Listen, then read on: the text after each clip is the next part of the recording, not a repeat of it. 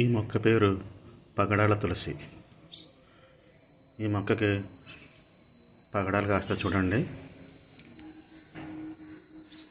అందుకే ఈ మొక్కకి పగడాల తులసి అని పేరు వచ్చింది.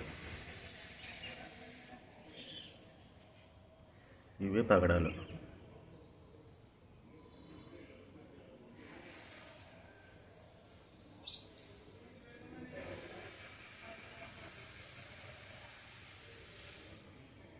చూసారు ఎంత చక్కగా పూసిందో మా ఇంట్లోని పగడాల తులసి.